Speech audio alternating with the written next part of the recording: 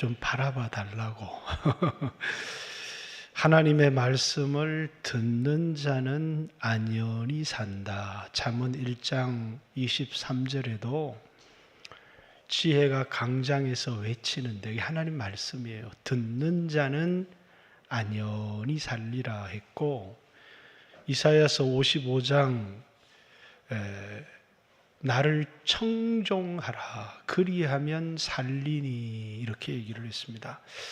오늘 여러분들이 이 자리를 그냥 왔다가 돌아가는 시간이 아니라 여러분에게 하시는 하나님의 음성이 오늘 이 예배 가운데 분명히 있을 겁니다. 그래서 여러분 한 사람 한 사람이 그 음성을 여러분 마음에 새기고 돌아갔으면 좋겠습니다. 우리 옆 사람에게 듣는 자는 삽니다. 이렇게 인사 한번 하겠습니다. 제 설교에 좀 집중할 수 있죠? 하나님이 이스라엘 백성에게 약속을 주셨어요. 땅도 주겠다, 자식도 주겠다, 복도 주겠다, 이렇게 약속을 했는데, 그래서 그 약속을 믿고 이스라엘 백성들이 이제 출애굽을 했더니 땅도 없고 기름진 양식도 없고, 그들이 예수 믿고 처음 만난 것이 광야라고 하는 것이었어요. 광야. 광야라고 하는 건 뭐냐면, 사람마다 광야가 다 다르겠지만 자신의 힘으로는 벗어날 수 없는 삶의 위기를 광야 이렇게 얘기합니다. 그래서 돈이 많은 사람은 돈은 있지만 고칠 수 없는 병에 걸리기도 하고, 또 이게 지식은 많이 있지만 세상에 지식을 가졌는데 그만 자식이 통제할 수 없는 문제를 가지기도 하고, 이렇게 사람마다 다르지만 우리 인생에 그런 어려운 일들을 겪지 않았으면 좋겠지만 여기 있는 분들이 다 문제가 있어요. 그리고 그 문제를 하나님은 겪게 하세요. 그 왜? 나의 연약함을 깨닫게 하기 위해서요.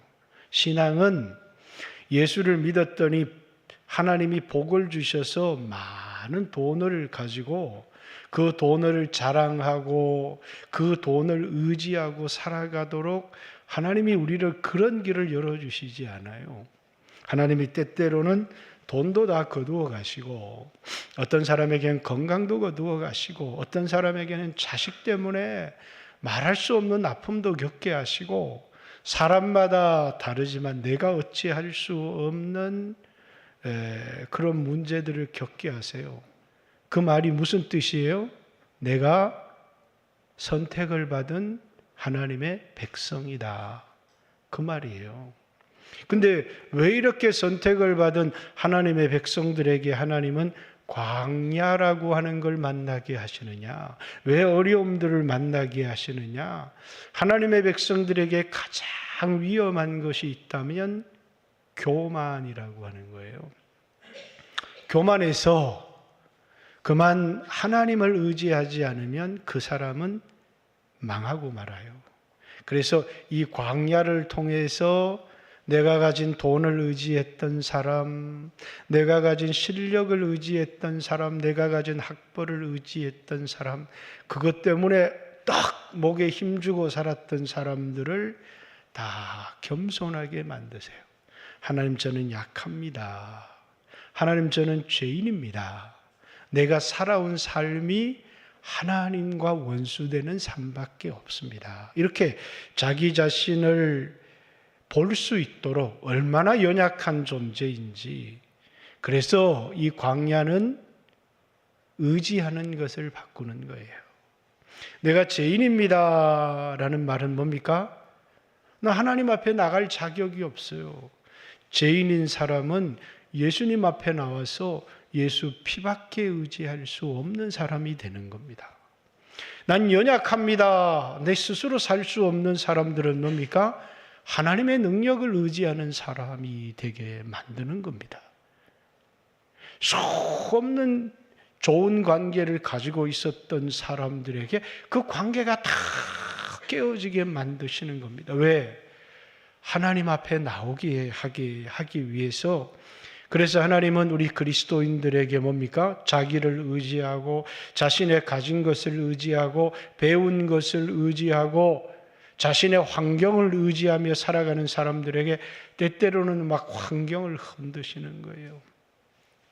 그래서 이스라엘 백성들의 광야 훈련을 하나님은 독수리 훈련 이렇게 말씀하셨어요. 왜냐하면 독수리가 이제 자라서 날개가 생기면 독수리 둥지에다가 가시로 가득 채우는 겁니다. 괴로운 일들로 채워요. 왜? 우리는 둥지를 의지해서 이 어미새가 물어다 주는 먹이로 편안하게 살고 싶고 살만 띠룩띠룩 쥐고 싶지만 하나님 그 둥지에 머물러 있게 하지 않잖아요. 결국은 뭡니까? 그 둥지에서 새끼새를 밀어버려요. 그럼 막 살라고 퍼덕이잖아요. 근데 떨어지기 직전에 나는 죽었구나 싶을 때 독수리가 그 새끼를 또 차고 올라가는 겁니다. 높은 꼭대기에 올라가서 또 떨어뜨려 버려요. 그 왜? 발을 의지해서 살아가는 사람이 아니라 하늘을 나는 그 새가 되게 하기 위해서 여러분과 저로 하여금 내가 가진 지식으로 살아가는 사람, 내가 가진 돈으로 살아가는 사람, 나는 환경 백이 든든해. 우리 부모가 보통 사람이 아니거든. 그 환경과 백을 의지하며 살아가는 사람이 뭡니까? 믿음으로 하나님만 의지하고 말씀으로 살아가는, 그래서 네 발로 살아가는 짐승과 하늘을 나는 독수리는 삶의 방식이 전혀 다른 거예요. 여러분과 제가 지금까지 환경을 의지하고 살았고, 내가 가진 돈을 의지하고 살았고, 내 실력을 의지하고 살았다면 예수 믿는 사람이 열심히 배워서 좋은 대학을 나오지만 하나님은 그 학벌이 아무 쓸모없도록 만들어 버리세요. 우리에게 학벌도 있어야 되고 우리에게 돈도 있어야 되고 우리에게 건강도 있어야 되지만 그것이 내 자부심이 되고 그것이 내 힘이 되고 그것이 내 용기가 되어지면 하나님은 그것을 거두어 버리세요. 왜? 하나님만 의지하며 살아가는 믿음의 삶을 살아가게 하기 위해서 우리는 이 세상에서 세상 사람들처럼 가진 것을 의지하며 살도록 부름받은 사람들이 아니라 눈에 보이지 않는 하나님만 의지하도록 말씀에 순종하며 살아가도록 부름받은 백성들이기 때문에 우리는 세상 사람들과 살아가는 삶의 방식들이 다른 겁니다. 바울이라는 사람은 세상에 많은 것을 가진 사람이었어요. 그런데 아무것도 의지하지 않아요.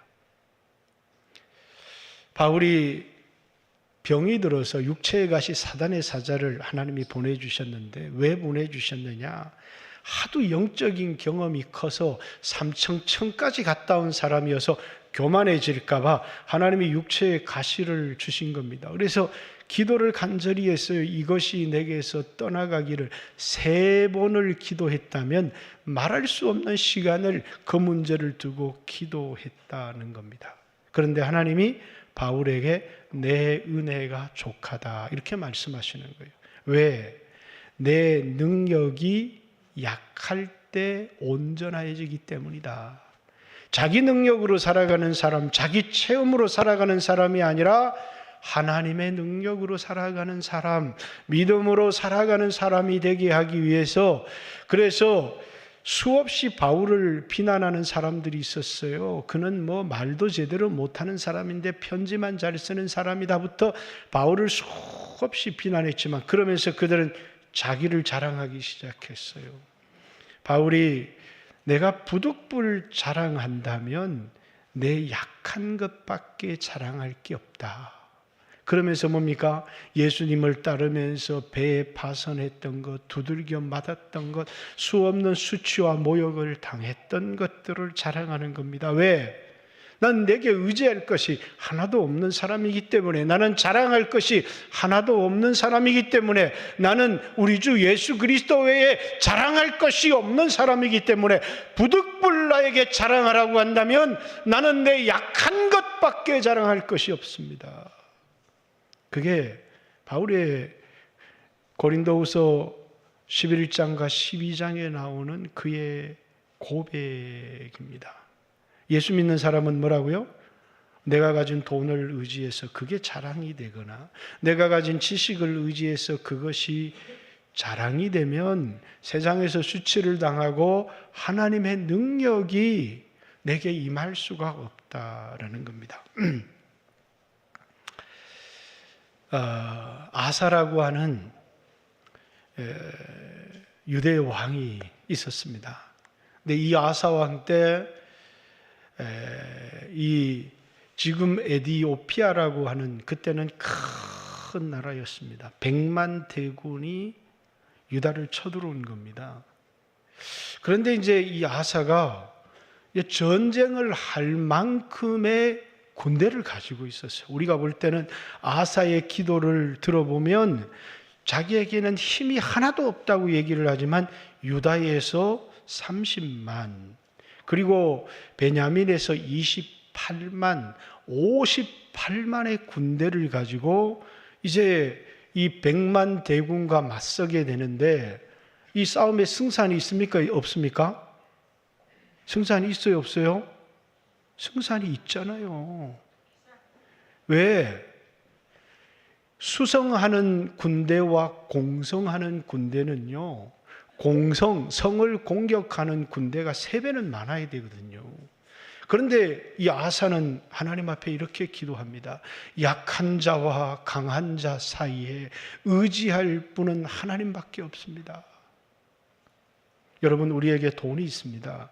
우리에게 학벌이 있습니다. 대적할 만한 군대가 우리에게 있습니다. 그러나 우리는 그걸 의지하지 않습니다. 우리는 하나님만 의지합니다. 이 믿음의 사람들이에요. 뿐만 아니라 우리에게 의지할 것이 전혀 없을 때도 있습니다. 18만 5천의 이 아수르 군대가 예루살렘을 포위했습니다. 히스기야 왕 때. 이 아수르의 산헤립이 이 자기의 종을 보내서 말 2,000피를 줄 테니까 너 군사 2,000명 낼 수 있느냐? 예루살렘 성 공성하는 군대가 2,000이 되지 않았다는 거예요. 이건 싸울 수 없는 전쟁이었습니다. 그 산헤립, 립사게라고 하는 자가 산헤립의 편지를 가지고 와서 이스라엘 백성들을 모욕합니다. 너희들은 히스기야의 말을 듣지 마라. 하나님이 우리를 구원해 줄 것이라고 하는데 그 거짓말을 믿지 마라. 이 세상에 어느 신이 산헤립의 손에서 구원해 준 신이 있느냐? 히스기야는 그의 말을 가지고 하나님의 성전에 들어갑니다. 그리고 하나님, 저들이 의지하는 사람이 만든 신은 아무도 구원해 줄 수 없지만 우리를 구원해 주셔서 오직 여호와 하나님 한 분만이 신이라는 사실을 나타내 주십시오. 하룻밤을 자고 일어났더니 18만 5천 군대가 세속의 역사에서는 전염병으로 몰살했다고 되어 있습니다. 성경에는 천사가 하룻밤에 18만 5천의 군대를 다 죽여버렸다고 이렇게 얘기를 하고 있습니다. 세속의 역사와 성경의 기록은 전염병인지 천사인지 믿음의 눈으로 보면 천사고 세상의 눈으로 보면 전염병일 수 있지만 이길 수 없는 전쟁을 이기고 승리했습니다. 왜? 우리는 우리가 가진 힘으로 세상을 상대하고 싸우는 사람들이 아니라 우리는 약하지만 우리는 두려워하지 않는 것은 하나님을 의지하기 때문에 그렇습니다. 자, 오늘 벨사살이라고 하는 왕의 얘기가 본문에 나와 있습니다. 자, 벨사살은 세속 역사 속에 왕의 이름이 없어요. 그 아버지 때에 망한 것으로 되어 있지만 너를 세 번째 치리자로 이 글을 해석하면 대겔 뭡니까? 뭐라고 되어 있죠? 메네 대겔 우루바신이라고 하는 손가락이 나와서 벽에 글을 썼는데 이 글을 해석하는 사람은 세 번째 치리자. 왜 하필 세 번째 치리자입니까? 두 번째 치리자지. 아버지가 왕이었어요. 이는 아직 왕이 아니었는데 아버지가 군대를 이끌고 전쟁을 하러 나갔고 아버지는 전쟁을, 아들은 내치를 하고 있는 이런 상황이었습니다. 그리고 지금 이 상황은 뭡니까? 다리오 왕에 의해서 바벨론 성이 완전히 포위된 상태였습니다. 그런데 이제 이 포위된 상태 가운데서도 우리는 이 전쟁에 이 성을 함락할 사람이 전혀 없다라고 하는, 바벨론 성은 견고했고 무너뜨릴 수 없는 성이었고 성벽과 군사들 사이에는 큰 강이 흐르고 있었기 때문에, 그래서 이 성은 뭐라고요? 성벽을 짓고 양옆으로 강이 둘러가도록 했기 때문에 인간의 힘으로 공성하기에 불가능한, 누군가 문을 열어주지 않으면 이 성을 공략할 수 없는 아주 강력한 성이었습니다. 그렇기 때문에 이 벨사살 왕이 1000명의 귀인들을 불러서, 이제 성은 포위되어 있지만 뭡니까? 뭘 보이는 겁니까? 자신감이라고 하는 거예요. 그의 자신감은 어디에서 나오는 거예요? 견고한 성에서. 어느 군대가 이 성을 무너뜨릴 수 있겠느냐 하는 그 견고한 성을 의지해서 1000명의 귀인들을 불러서 이 예루살렘에서 가지고 온, 성전에서 가지고 온 금잔으로 술을 마시면서 여유를 보인 겁니다. 자, 그게 뭡니까? 교만이라고 하는 거예요. 우리 그리스도인들에게 가장 무서운 교만이라고 하는, 오늘 여러분들이 은행의 잔고 때문에 보이는 자신감, 여러분들이 대학의 학벌 때문에 가지는 자신감, 여러분이 세상의 지위 때문에 가지는 자신감, 여러분이 가지고 있는 육체의 건강 때문에 가지는 자신감, 여러분의 가정의 빽 때문에 가지는 자신감, 그것이 여러분의 원수라는 사실을 잊으면 안 됩니다. 그죠?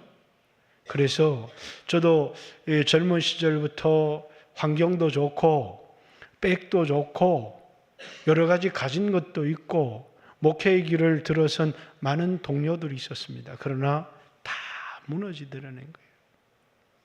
왜? 하나님은 우리가 그런 것들을 의지하고 자신감을 갖고 담대해지고 교만해지는 것을 하나님 전혀 원하지 않으시기 때문이에요. 그래서 로마서 5장 6절, 8절, 10절에 보면 6절에는 우리가 연약할 때에, 8절에는 우리가 죄인 되었을 때, 10절에는 우리가 하나님과 원수 되었을 때에, 그렇죠?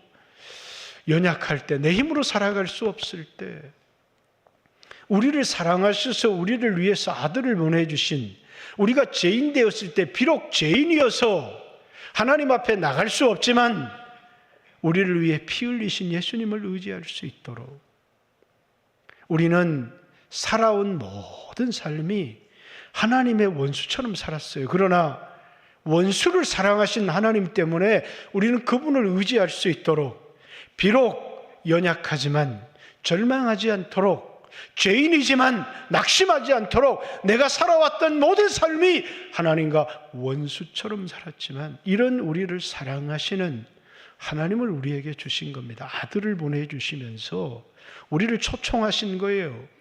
연약한 자도 오라는 겁니다.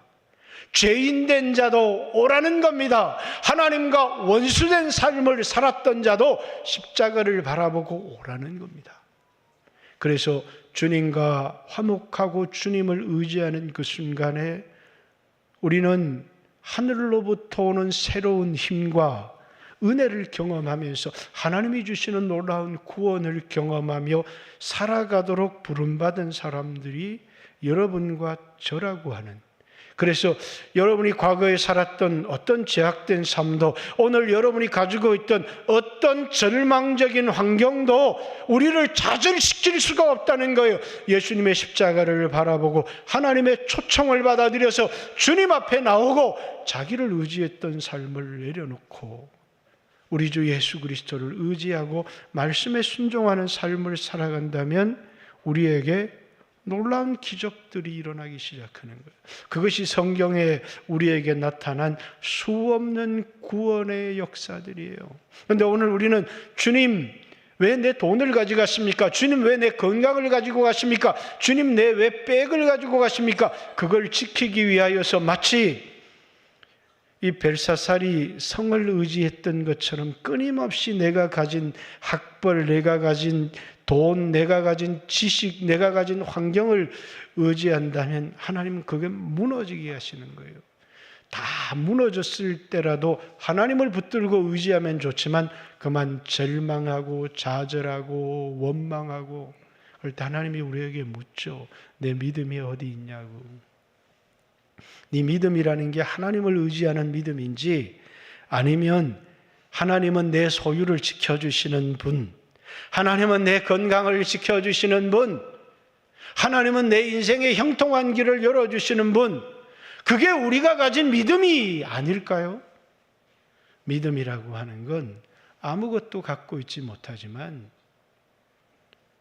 나를 위해 십자가에 피 흘리신 예수 그리스도를 내 구주와 내 주님과 내 인생의 힘을 삼고 그분과 동행하며 살아가는 삶을 보이지 않지만 보이지 않는 자를 보는 자 같이 눈에 보이는 왕을 보이지 않는 하나님보다 더 두려워하는 것이 아니라 보이지 아니하는 하나님을 눈에 보이는 바로보다 더 두려워하며 더 의지하며 살아가는 삶이 뭐라고요?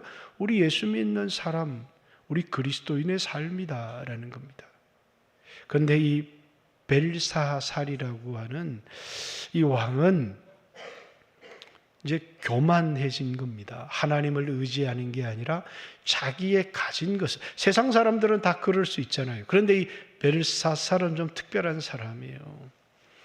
그의 외할아버지가 우리가 아는 느부갓네살 왕이에요. 느부갓네살 왕 이후에 왕이 4번이 바뀌었어요. 그런데 2년을 통치하고 4년을 통치하고 9개월을 통치하고 그리고 느부갓네살의 사위가 이 왕위를 찬탈해서 왕이 되었고 그 사위의 아들이 벨사살이라고 하는 오늘 본문에 나온 이 왕입니다.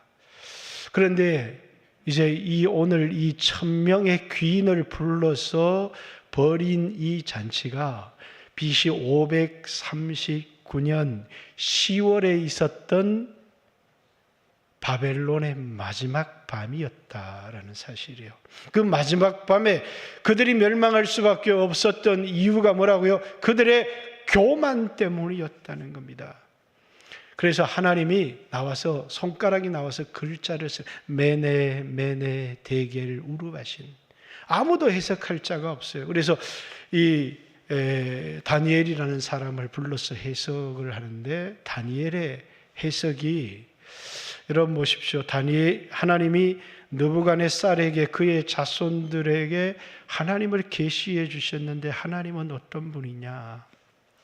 먼저 인간의 나라는 한계를 가지고 있다. 하나님의 나라만 영원하다. 그게 다니엘서 2장의 금신상을 통해서 보여준 뭐라고요? 인간의 나라는 아무리 크고 힘이 있어도 한계를 가지고 있고 하나님의 나라만 영원하다. 여러분, 대한민국은 영원하지 않습니다. 저는 대한민국 국민이라는 사실이 기쁘고 감사하지만 저는 더 크고 감사한 것은 제가 하나님 나라의 백성이라는 겁니다. 그 나라의 왕은 예수 그리스도고 그 나라는 영원할 것이고 여러분과 저는 그 나라에서 영원히 살게 될 것입니다. 우리는 대한민국에서도 충성을 하지만 우리는 하나님의 나라의 백성으로 하나님 나라에 충성을 하는 사람들이라는 거예요. 왜? 인간 나라는 끝이 나지만 하나님의 나라만 영원하다는 것을 보여준 겁니다. 그리고 이제 4장에 느부갓네살의 꿈을 통하여 이 인간 나라도 누가 다스린다고요? 지극히 높으신 하나님이 인간 나라를 다스리시며 그의 뜻대로 누구에게든지 주시는 줄을 알게 하려 하심입니다. 이 인간 나라를 마치 힘이 있는 왕이 다스리는 것 같은데 보이지 않는 하나님이 지극히 높으신 하나님이 인간 나라를 다스리고 있다는 것을, 그래서 아무리 느부갓네살이 강력했지만 그가 교만해질 때 하나님께서 그를 미치광이처럼 낮추셨잖아요. 그것을 통해서 이 느부갓네살의 고백이 뭐냐면 그의 나라는 영원하며 그의 왕위는 대대에 이르리로다. 4장 3절에 그의 신앙의 고백이 그겁니다. 그러면서 간증문을 쓰고 있잖아요. 그의 나라는 영원하며 그의 왕위는 대대에 미치리로다. 그러면서 그 하나님 앞에 찬송을 받을지어다. 이렇게 다니엘의 하나님을 찬송할지어다. 이렇게 얘기를 하잖아요. 느부갓네살의 자손들이 잊지 말아야 될 것이 뭐라고요? 오직 하나님의 나라만 영원하다는 것과 그리고 이 나라를 통치하시는 지극히 높으신 이가 인간의 나라를 다스리고 통치하고 있다는 것. 여러분, 여러분의 인생의 역사의 주인이 누구라고요? 하나님이시라고요. 여러분은 한치 앞으로 알 수 없는 인생을 살아가지만 수 없는 사람들이 여러분의 실력이 여러분의 인생을 만든다고 생각해요. 그리고 여러분이 가진 환경과 빽이 여러분의 미래를 만든다고 생각하지만 믿음의 사람들은 하나님과의 관계가 여러분의 미래를 결정한다고 생각해요. 왜? 지극히 높으신 이가 내 인생을 이끌고 다스리고 있기 때문이에요. 느부갓네살을, 벨사살을, 그 강력한 왕을 하루아침에 세우기도 하시고 무너뜨리기도 하시는 그분이 우리 인생은 말할 것도 없겠죠. 지극히 높으신 이가 인간 나라를 다스리고 계시고 그것을 자기의 뜻대로 누구에게든지 원하는 자에게 주시는 하나님이시라는 거예요. 그분이 원대로. 우리는 그 하나님을 벨사살이 알고도라는 거예요. 오늘 22절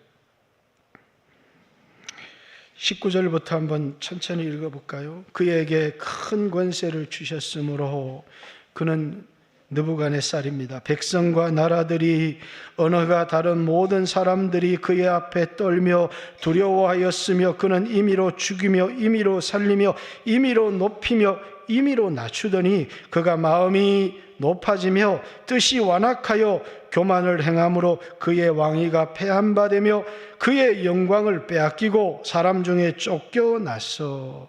4장에 나오는 느부갓네살이 간증 속에 있는 거죠. 그의 마음이 들짐승의 마음과 같았고 또 들나귀와 함께 살며 또 소처럼 풀을 먹으며 그의 몸이 하늘 이슬에 젖었으며 지극히 높으신 하나님이 사람의 나라 인간의 나라를 다스리며 자기의 뜻대로 누구든지 그 자리에 세우시는 줄을 알기에 이르렀나이다. 벨사살 이어 왕은 그의 아들이 되어서, 아들이라는 표현은 히브리에서 모든 자손을 아들이라고 표현합니다. 벨사살 이어 왕은 그의 아들이 되어서 이것을 다 알고도 아직도 마음을 낮추지 아니하고 도리어 자신을 하늘의 주제보다 높이며 그의 성전 그릇을 왕 앞으로 가져다가 왕과 귀족들과 왕후들과 후궁들이 다 그것으로 술을 마시고 왕이 또 보지도 듣지도 알지도 못하는 금, 은, 구리, 쇠와 나무, 돌 만든 신상을 찬양하며 도리어 왕의 호흡을 주장하시는 왕의 모든 길을 작정하시는 하나님께 영광을 돌리지 아니한지라. 여러분, 우리의 인생은 하나님이 작은 걸 주셨던, 우리에게 큰 것을 주셨던 우리 인생의 목적은 어디에 있어요? 하나님께 영광을 돌리는 데 있다는 거예요. 하나님께 영광을 돌리는 데. 여러분, 여러분이 작은 것을, 작은 능력을 받았다 할지라도 그것으로 하나님께 영광을 돌리며 살아가면 하나님은 여러분을 창대하게 만들어 주실 겁니다. 그런데 별것 받지 않았으면서도 그것으로 자기를 자랑하고 교만하여 진다면 그것이 그 사람의 인생의 한계다는 사실을 알아야 합니다. 하나님께 영광을 돌리지 아니하고 인간이 만든, 나무로 만든, 금으로 만든, 은으로 만든 신을 찬양하며, 그러기 때문에 이 손가락이 나타나서 벽에다 글을 쓴 겁니다. 이 손가락이 뭐라고요? 메네 메네, 대겔 우르바신. 메네 메네라는 건 수를 세고 세었다. 그 말은 바벨론 나라의 운명이 여기까지입니다. 데겔이라는 마을은 저울에 달았다. 왕이 하나님 앞에 저울에 달았더니 부족함이 배었습니다. 우르바신이라고 하는 건 이제 뭐죠? 갑자기 이거는 이제 그 단어가, 히브리 단어가 생각이 안 나네요. 이건 나누다라는 뜻인데 복수형입니다. 복수형. 그래서 왕의 나라를 나누어서 메대와 바사에 주기로 하나님이 작정하신 겁니다. 라고 하는 이제 메네 메네. 당신의 나라가 여기까지 수명을 다했습니다. 데겔, 당신이 달아서 하나님 앞에 부족함이 배었습니다. 그래서 하나님이 이 나라를 나누어서 메대바사 제국으로 주기로 한 것입니다. 이렇게 이것에 대한 해석을 하는 것입니다. 사랑하는 성도 여러분, 오늘 여러분과 저의 삶은 어떻게 살아갑니까? 우리 믿음으로 살아가고 하나님께 영광을 돌리는 삶을 살아가고 있습니까? 아니면 마치 벨사사를처럼 오늘 우리는 왕의 자리나 견고한 성읍을 갖고 있지 않지만 별것 가지지 못했는데 그것 때문에 그것을 자랑하고 교만해지고 하나님에게서 떠나고 멀어지고 하는, 오늘 여러분의 삶이 좀 평안하다고 하나님 앞에 멀어지고 있는 것은 아닙니까? 오늘 여러분 마음속의 중심에 여러분이 의지하고 있는 것이 뭡니까? 사람들 앞에 여러분이 내세우고 여러분이 자랑하고 있는 것이 무엇입니까? 사도 바울은 내가 부득불 자랑하리니 나의 약한 것을 자랑하노라, 이렇게 얘기합니다. 왜 약한 것을 자랑합니까? 하나님을 의지하고 살아가고 하나님께 영광을 돌리기 위해서 살아가는 사람들이기 때문이라는 사실을 여러분과 제가 잊지 않았으면 좋겠습니다. 이 교훈을 통해서 하나님은 우리에게 어떤 삶을 살아가기를 하나님이 우리에게 원하시느냐, 그것은 여러분과 저로 하여금 우리 자신이 아닌 하나님을 의지하는 삶, 내가 아무것도 가진 것이 없다고 할지라도 하나님이 나와 함께 계시다고 하는 하나님과의 관계를 소중히 붙드는, 비록 연약하지만 이 연약한 자를 사랑하시는 하나님, 비록 죄를 지었지만 이런 나 같은 죄인을 위하여 아들을 보내서 십자가에 피 흘리신 하나님, 내가 살았던 모든 삶이 하나님을 대적하고 원수 같은 삶을 살았지만 이제는 그 삶을 회개하고 하나님께 영광을 돌리며 살겠다고 작정하는 사람들의 하나님이 되셔서 그분이 오늘 우리의 힘이 되시고 우리를 구원하신다는 사실이에요. 오늘 우리 영광교회 가운데 평안한 사람도 있습니다. 인생의 큰 위기를 만난 사람도 있습니다. 오늘 내가 싸워볼 만한 문제를 가졌다고 할지라도 내가 가진 싸워볼 만한 58만의 군대를 가지고 있었다고 할지라도 58만의 군대가 아닌 나와 함께 하시는 하나님을 바라보고 살았으면 좋겠고, 내가 대적할 만한 그런 성도, 군사도 갖고 있지 못한 히스기야와 같은 처지에 처했을지라도 오직 하나님만이 우리의 힘이 되고 하나님을 의지하는 사람에게 하나님은 우리에게 여호와 하나님의 이름의 능력을 우리에게 보여주셔서 하나님이 우리를 통하여 영광을 받으실 겁니다. 하나님은 이렇게 믿음으로 하나님을 의지하는 사람을 통하여 하나님만이 진정한 구원자라는 것을 세상에 보이시기를 원하는 거예요.